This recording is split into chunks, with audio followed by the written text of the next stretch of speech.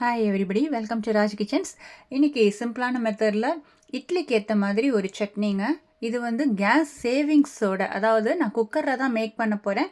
Plus வந்து குக்கரில் எப்படி பண்ணுற போது நம்ம சேவிங்ஸோடு பண்ண முடியும் அப்படிங்கிறதையும் இந்த வீடியோவில் உங்களோட ஷேர் பண்ணியிருக்கேன். ப்ளஸ் ஆயிலும் குறைச்சி ஆட் பண்ணியிருக்கேன்.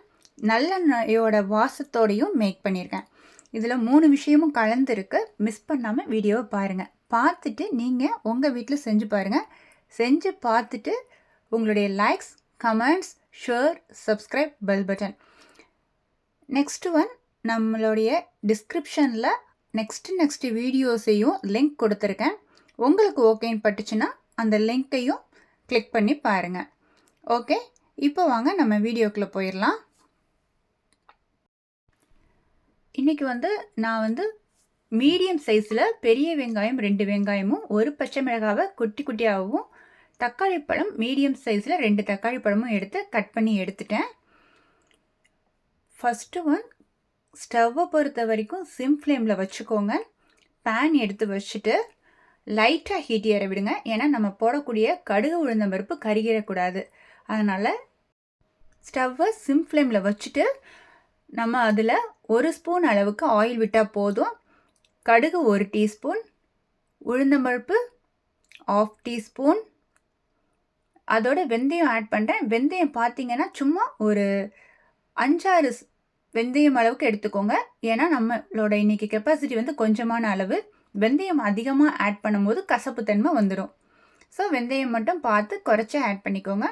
இப்போ கட் பண்ணி வச்சுருந்த வெங்காயம், தக்காளி ப்ளஸ் பச்சை மிளகாய், இது 3ஐயும் பேனில் ஆட் பண்ணி நம்ம விட்டிருந்த ஆயிலில் பட்டு கிளறி விட்டுக்கோங்க. ஏன்னா ஆயிலில் பட்டு கிளறி விடும்போது நமக்கு அந்த வதங்கக்கூடிய தன்மை டேஸ்ட்டு கொடுக்கும். அதனால் நம்ம விட்டிருந்த ஆயிலில் பட்டு கிளறி விடுற மாதிரி பார்த்துக்கோங்க. நெக்ஸ்ட் ஒன், இன்றைக்கி நம்ம ஆயில் குறைச்சி விட்டு ஆட் பண்ணனால இந்த டயத்தில் நம்ம கொஞ்சம் உப்பு கூட ஆட் பண்ணிக்கலாம். நான் அப்படி தான் எப்போதுமே மேக் பண்ணுவேன்.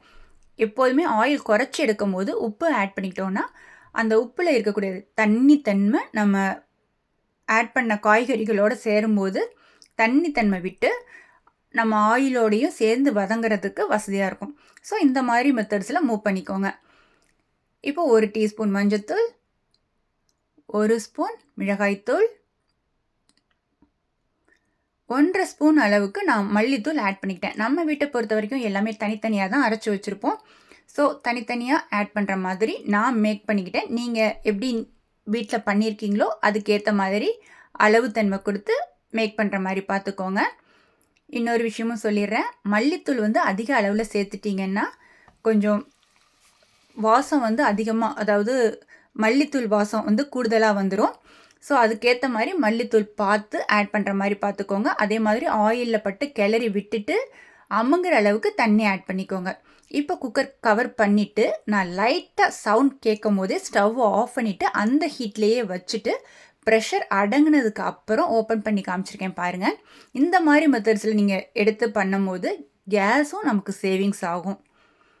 அதே மாதிரி நம்ம சட்னியாக இருந்தாலும் சரி, எந்த பொருளாக இருந்தாலும் சரி, கரெக்டான பக்குவத்தில் வேக வச்சு எடுக்கவும் ஈஸியாக இருக்கும். இப்போது இதை கரெக்டான பக்குவத்தில் நமக்கு வெந்து வந்தாச்சு சட்னி. ஒரு கொதிக்க விட்டு இறக்கிக்க போகிறோம். ஃபஸ்ட்டு ஹை ஃப்ளேமில் வச்சு கொஞ்சம் கொதிக்க விட்டுட்டு அப்புறம் சிம் ஃப்ளேமில் வச்சு கொஞ்சம் கொதிக்க விடுங்க. என்ன காரணம் அப்படின்னு கேட்டிங்கன்னா, அது வத்தி கிரேவி தன்மையில் வரும்போது நமக்கு டேஸ்ட் அதிகமாக தூக்கி கொடுக்கும். சிம் ஃப்ளேமில் வைக்கும்போது அந்த வெங்காயம் தக்காளியோடு சேர்ந்து ஜாயின் ஆகி வரும்போது இன்னும் கொஞ்சம் டேஸ்ட்டு அதிகமாக இருக்கும். இறக்கக்கூடிய நேரத்தில் கொஞ்சமாக நல்லெண்ணெய், இந்த மாதிரி நல்லெண்ணெய் ஆட் பண்ணும்போது நமக்கு வாசம் தூக்கி கொடுக்கும். சட்னியில் சாப்பிடும்போது டேஸ்டியாகவும் இருக்கும். மல்லித்தலையும் ஆட் பண்ணிட்டேன். Okay, thank you.